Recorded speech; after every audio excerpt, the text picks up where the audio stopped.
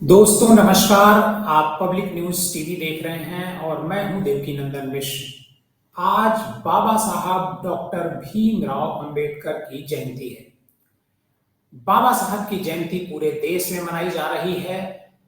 राजनीतिक दल से लेकर के आम आदमी बाबा साहब को आज की तारीख में याद कर रहा है। बाबा साहब संविधान निर्माता के रूप में जाने जाते हैं, लेकिन मैं उनको एक बड़ा समाज सुधारक के रूप में भी देखता हूं। महिलाओं को खासकर जो आज की तारीख में बराबरी का हक मिल रहा है, इसकी नींव बाबा साहब डॉक्टर भीमराव अंबेडकर ने डाली थी।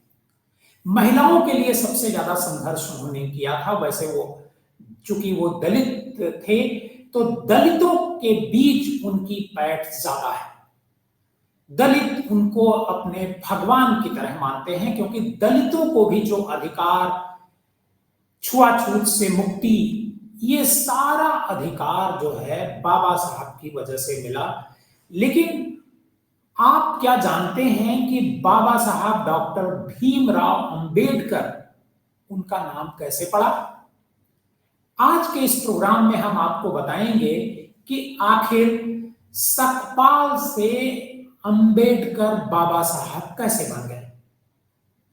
बाबा साहब का जन्म 14 अप्रैल 1891 को मध्य प्रदेश के छोटे से गांव महू में हुआ था। भीमराव की माता का नाम भीमाबाई और पिता का नाम रामजी मालोजी था। रामजी मालोजी सतपाल।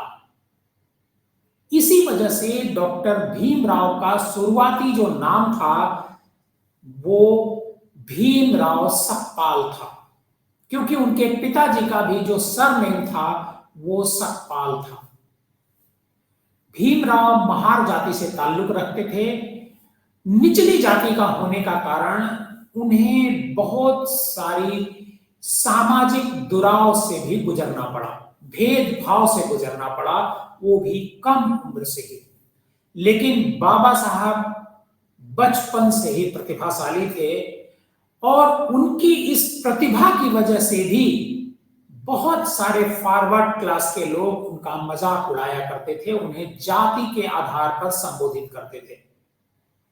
और जब स्कूल में उनका नाम लिखाया जाने लगा तो उनके जो पिता थे मालोजी सतपाल, वो सोच में पड़ गए कि अगर भीमराव के नाम की जो टाइटल है, सरनेम है, अगर सतपाल लिखवाते हैं तो हो सकता है कि स्कूल के भीतर भी उनको बहुत सारा भेदभाव का सामना करना पड़े। इसी वजह से उनके पिता रामजी मालोजी सतपाल अपना भीमराव का जो नाम लिखवाते हैं वो सतपाल की जगह आम्बेडकर लिखवाते हैं।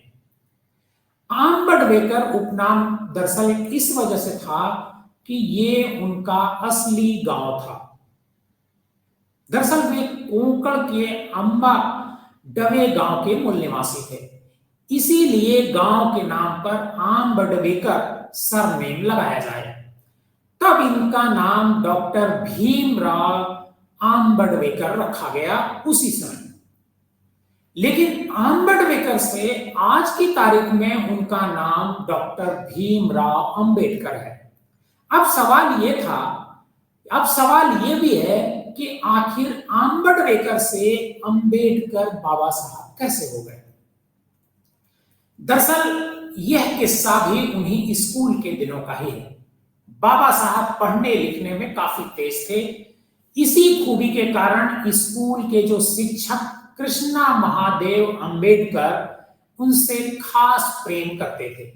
कृष्णा महादेव अंबेडकर एक ब्राह्मण थे और उनके खास स्नेह की वजह से शिक्षक कृष्णा महादेव ने भीमराव के नाम में अंबेडकर सरनेम जोड़ दिया और इस तरह बाबा साहब का नाम हो गया भीमराव अंबेडकर। इसके बाद से इन्हें अंबेडकर उपनाम से ही पुकारा जाने लगा। आपको बताएं कि जातिगत भेदभाव से जूझने वाले डॉक्टर अंबेडकर के लिए शुरुआती दौर की पढ़ाई बिल्कुल भी आसान नहीं थी। स्कूल में एडमिशन के बाद इन्हें कक्षा में बैठने से कई बार जो फॉरवर्ड क्लास के लोग थे उन्होंने रोका, उनके बच्चों ने रोका कि आखिर ये दलित बिरादरी का ये बच्चा इस स्कूल में कैसे पढ़ सकता है। और ये भेदभाव उनके साथ स्कूल और पढ़ने लिखने तक ही सीमित नहीं था, बल्कि इनको सार्वजनिक मटके से पानी पीने से भी रोका गया।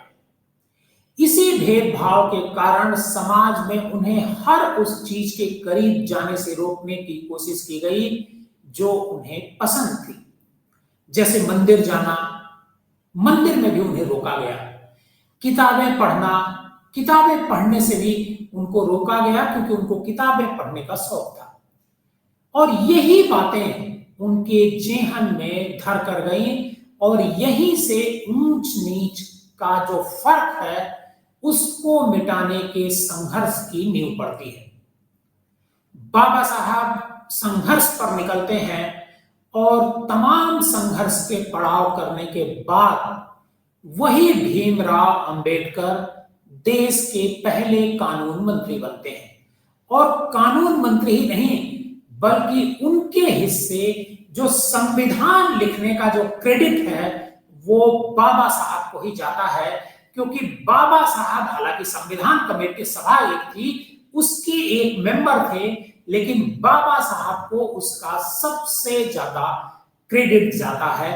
और आज बाबा साहब तो बाबा साहब है, क्योंकि हर कोई, चाहे वो ऊंची जाति का हो चाहे वो नीची जाति का हो, हर कोई बाबा साहब को नमन कर रहा है और बाबा साहब को उनकी जयंती पर याद कर रहा है। बाबा साहब को पब्लिक न्यूज टीवी की तरफ से जन्मदिन की बहुत बहुत शुभकामना, उनको सादर नमन।